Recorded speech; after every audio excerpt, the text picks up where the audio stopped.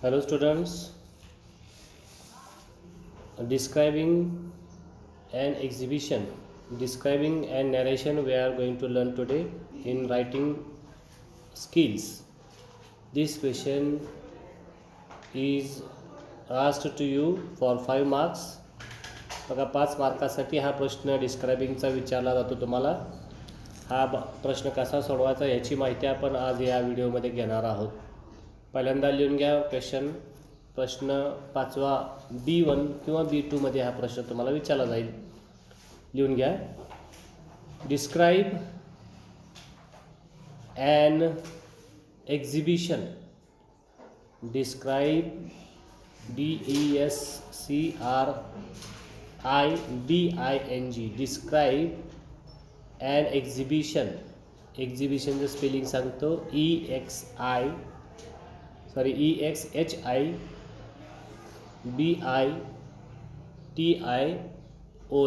Exhibition. कंसातल्या describing.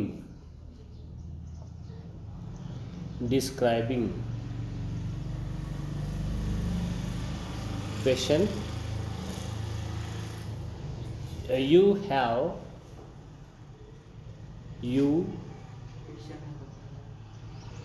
प्रश्नच लिहायचा हा प्रश्न.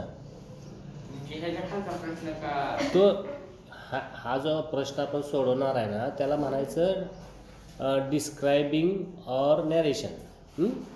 आता हा डिटेलमध्ये प्रश्न असा असेल. You have recently RECENTLY.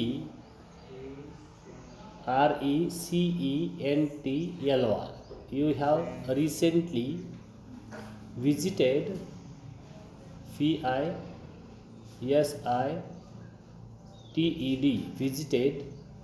visited the exhibition advertised here.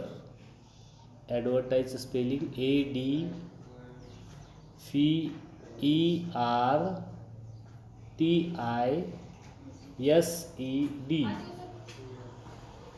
Advertised here, HERE, here, full stop. Describe the exhibition. Describe the exhibition in about 100 words. Describe the exhibition in about 100 words. 100 शब्दांमध्ये.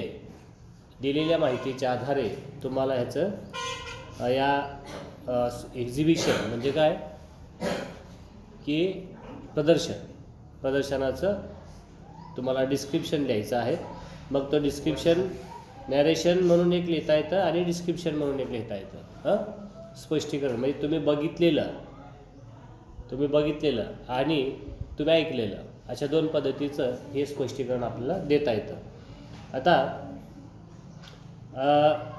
माहिती बघा की मी पहिल्यांदा वाचतो, तुम्ही समजून घ्या आधी, याच्यावर चर्चा करूया आणि मग परत लिहून घेऊया. ठीक आहे. आता बघा, national handloom and handcraft exhibition cum sale अशी ॲडव्हर्टाईज दिलेली आहे. दिसते का सर्वांना?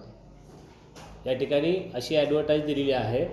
तर या ॲडव्हर्टाईजमध्ये माहिती काय दिलेली आहे बघा. National handloom and handicraft exhibition कमसेल.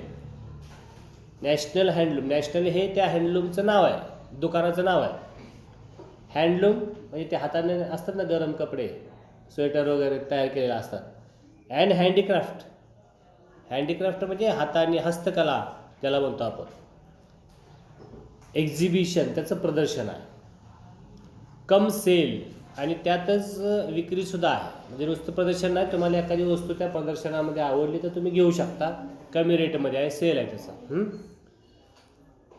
आता इथं दुसरी काय माहिती दिली. Rush for the factory outlet of suits, saris, jewellery, carpets, furniture, terracotta, crockery, bedsheets, curtains and many more 100 stalls full of variety, free parking.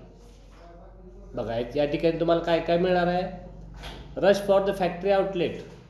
Factory outlet काय असतं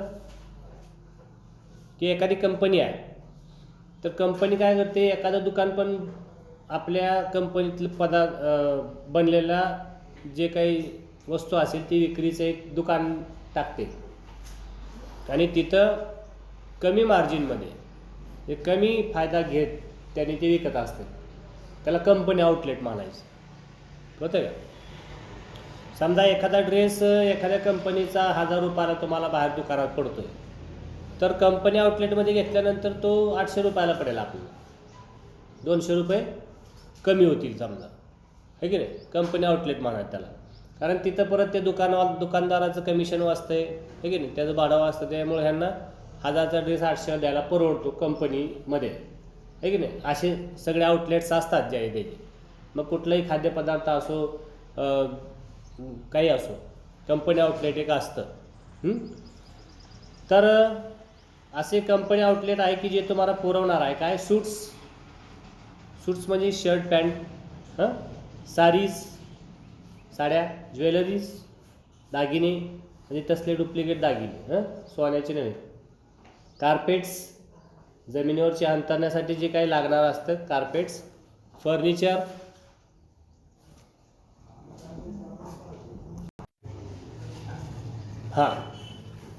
so carpets आहेत, furniture आहे, लाकडी त्या ठिकाणी वस्तू आहेत, टेराकोटा आहेत, क्रॉकरी आहे, bedsheets, curtains and many more. असे बरेचसे वस्तू त्या ठिकाणी विक्रीसाठी आहेत. आणि 100 स्टॉल्स ऑफ व्हरायटी, 100 स्टॉल्स आहेत. म्हणजे तुम्हाला सगळ्या गरजेच्या वस्तू त्या ठिकाणी भेटणार आहेत. फ्री पार्किंग आहे. आणि तुम्ही जर मोठी गाडी वगैरे घेऊन आला तर त्यासाठी फ्री पार्किंग आहे, काही पार्किंगला पैसे तुम्हाला द्यावे लागणार नाहीत. लास्ट डेट 16/6/2013, म्हणजे 16/6/2013पर्यंत हा सेल असेल किंवा हे जे एक्झिबिशन आहे, हे प्रदर्शन जे आहे ते असेल. And time 10 AM to 10 PM, सकाळी 10 ते रात्री 10 अशी ह्याची वेळ आहे. वेन्यू, याचा पत्ता, कुठं हे एक्झिबिशन भरलेलं आहे, गोळीबार मैदान, cantonment board office, Pune camp. पुण्यातलं गोळीबार मैदान जो आहे कंटोन्मेंट बोर्ड ऑफिसच्या तिथं त्या ठिकाणी हे एक्झिबिशन लागलेलं आहे. Special discount on all items for students. आणि मुलांसाठी ज्या ज्या वस्तू तुम्ही खरेदी कराल त्याच्यावरती आणखीन खास डिस्काउंट तुम्हाला भेटणार आहे. कमी किमतीमध्ये या वस्तू तुम्हाला भेटणार आहे. तर व्हिजिट टू ॲन एक्झिबिशन, तुम्ही एक्झिबिशनला भेट दिलेली आहे. You have recently visited the exhibition advertised above. वर दिलेल्या जाहिरातीप्रमाणे तुम्ही त्या एक्झिबिशनला, प्रदर्शनाला भेट दिलेली आहे. Narrate your experience in about 100 words. 100 वाक्यामध्ये.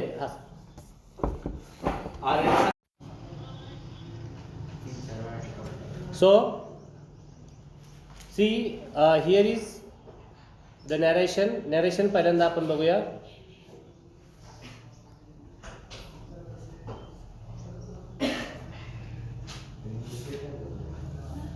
पुणे कॅम्प, त्यानंतर तारीख लिहा, ऑक्टोबर 12, 12 तारीख काही तुमच्या मनाने लिहू शकता तुम्ही. कसं लिहिलेलं आहे बघा हे नॅरेशन या ठिकाणी. Recently I had visited A handloom and handicraft exhibition at गोळीबार मैदान near the कॉन्टोन्मेंट board office.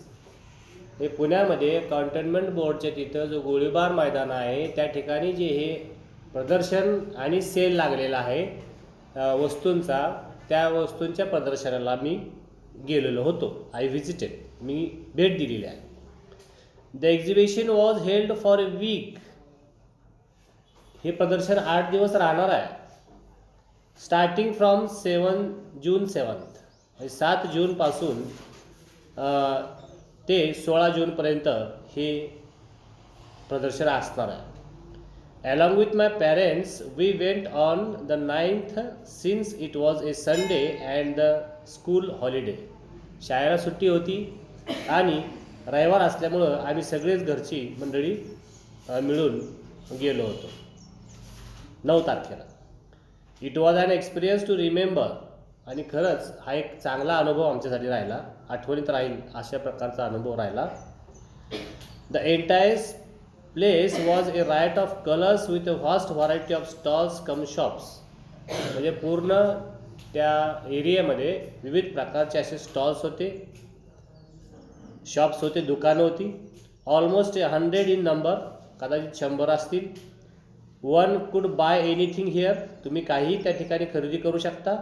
From clothing to jewellery, कपड्यापासून ते दागिन्यापर्यंत सगळे त्या ठिकाणी आहे. ड्रेपरीज, कपडे आहेत. Furnitures, crockeries and terracotta items. What I found most amazing about the entire exhibition was that all the items were made in India, cottage industry based handlooms and handcraft items.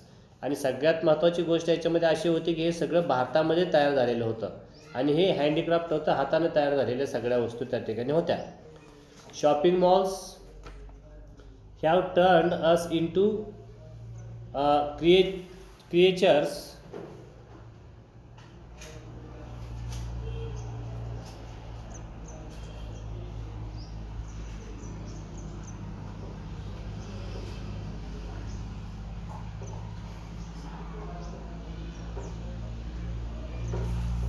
turn us into creatures greedy for foreign products. Here at the exhibition I realized that Indian made products are so intricately designed, so colorful and delightful to behold. आणि या ठिकाणी आल्यानंतर मला असं वाटलं की काय वस्तू घेऊ आणि काय नको, कारण सगळ्याच गोष्टी चांगल्या होत्या. सगळ्याच विविध रंगाचे असे हे सगळं साहित्य विक्रीसाठी होतं. काय घेऊ आणि काय नको असा मला प्रश्न पडलेला होता. And such a variety of goods and products. Indeed looking around one would immediately realise the truth of the statements that India is a land of unity in diversity. आणि हे सगळं बघितल्यानंतर माझी खात्री पटली की विविधता में एकता ज्याला म्हणतो आपण, युनिटी इन डायव्हर्सिटी हा भाग जो आहे मला या ठिकाणी प्रदर्शनाच्या माध्यमातून पाहायला मिळाला. आता हा आपण नॅरेशन जे आहे हे या ठिकाणी बघितलेलं आहे. पुढच्या व्हिडिओमध्ये आपण डिस्क्रायबिंग या भागाबद्दल किंवा या प्रश्नाबद्दल अधिक चर्चा करणार आहोत. तर अशा प्रकारे आपण नॅरेशन हा भाग आज चर्चेला घेतलेला आहे. या ठिकाणी थांबूयात. धन्यवाद.